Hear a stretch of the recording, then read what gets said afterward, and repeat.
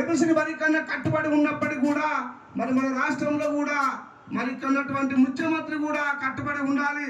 మరి ఇక్కడ ముఖ్యమంత్రి మరి ఎందుకు మరి వర్గీకరణకు ముందుకు రావడం లేదో, వర్గీకరణ దాన్ని ఎందుకు అమలు పరుస్తుందని చెప్పి నేను ఇలా ముఖ్యమంత్రి రేవంత్ రెడ్డి కూడా తెలియజేస్తా ఉన్నాం. కాబట్టి తక్షణమే మరి ఏబిసిడి వర్గీకరణ అమలు చేయాలని చెప్పి కూడా మేము ప్రభుత్వాన్ని కోరుతున్నాం. కాబట్టి ఇలా అందరం కూడా మంచిగా జీవించాలి. మాదిగ కులాలలో 59 ఉపకులాలు ఉన్నాయి. 59 ఉపకులాలు కూడా ఫలాలు అంతా లేవు. కాబట్టి మేము ఇక్కడ ఈ స్థాయిలో ఉన్నప్పటికీ కూడా మాకు వచ్చేటువంటి అభివృద్ధి ఫలాలు మొత్తము మరి మాలకి పోతున్నాయి, మా మాదిగలకు రావడం లేదు. ఇలా మందకృష్ణ పోరాటం చేయడంలో చాలా న్యాయమైన పద్ధతి ఉంది. కాబట్టి దీనికి మాదిగ సోదరులంతా మేలుకొనాలి. మేలుకొని ఏబిసిడి వర్గీకరణ అమలైనంత వరకు పోరాటం చేయాలని చెప్పి కూడా నేను తెలియజేస్తా ఉన్నా. సోదరులారా, మీరు బాగా గమనించండి. మరి అనవసరంగా మాత్రము మంచి ఉండదు, గొడవలు పెట్టుకోవద్దు. మనం మాకు కూడా మీరు మద్దతు చేయాలి. మనం అంతా ఎస్సీలం కాబట్టి మాదిగలు కూడా మీరు మద్దతు చేయాలి.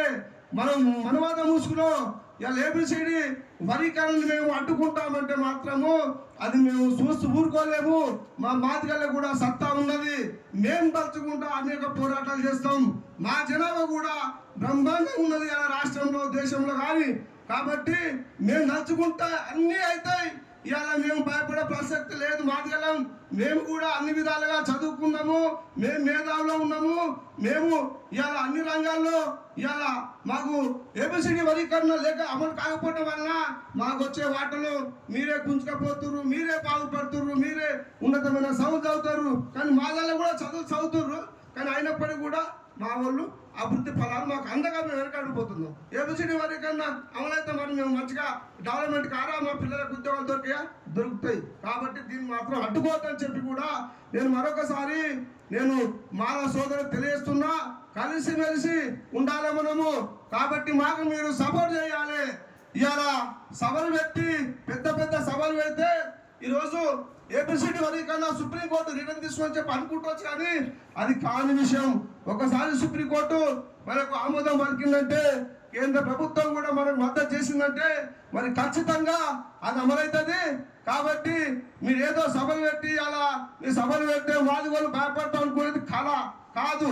కాబట్టి ఇలా మా జాతికి ఒక చరిత్ర ఉన్నది. మాదిగ జాతికి ఏంటంటే ఇలా ఊర్లలో కూడా ఎడ్లు చనిపోతే ఎడ్లు చనిపోతే ఆ ఎడ్లను బండి మీద తీసుకుపోయి ఊరవతల ఆ చర్మాన్ని ఒలిసి అడవులకు పోయి మన తంగడి చెక్కను తీసుకొచ్చి ఆ చెక్కను నూరి లందలో కలిపి ఆ ఎద్దు చర్మాన్ని అందులో పొతం చేస్తే ఆ ఎద్దు ఓనర్ అయితే ఎవరైతే ఉంటారో యజమాని వారికి ఒక సీరిక ఇచ్చేది. ఇంకో సీరిక మనం పొతం చేసిన తర్వాత తోలుగా మారుతుంది. ఆ మిగతా సీరిక మనం చెప్పులు కుట్టి వాళ్ళకి పెట్టే రోజులు ఉన్నాయి. కాబట్టి మాది వల్ల చర్మం అనేది ప్రతి కులాల్లో ఉన్నాయి. ఏబిసిడి అది ఖచ్చితంగా అమలు కావాల్సిందే. ఇవాళ అన్ని కులాల్లో ఉన్నాయి. రెట్లు వేసుకునేది మనతోలే, వాడేది పట్టణులు వాడేది మనతోలే, బ్రాహ్మణులు వాడేది మనతోలే, కుమ్మరి వాళ్ళు వాడేది మనతోలే, అన్ని బ్రాహ్మణులు వాడేది మనతోలే. అన్ని కులాల్లో మాది వల్ల చర్మం ఉంది. కాబట్టి ఇలా మాది వాళ్ళకు అందరు సపోర్ట్ చేయాలి. మాకు చరిత్ర ఉంది, మాది వాళ్ళకు చరిత్ర ఉంది.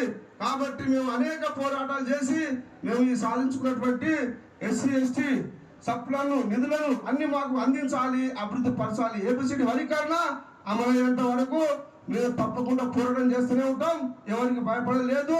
మరి జాగ్రత్త, కలిసి ఉండాలని చెప్పి నేను కోరుకుంటున్నా. బాల సోదరులకు మంచిగా ఉండాలి, లొల్లీలు పంచే అవసరం లేదు. ఇలా మంద కూర్చొని కూడా వీళ్ళు బేరిస్తున్నట అంటే అది పద్ధతి కాదు.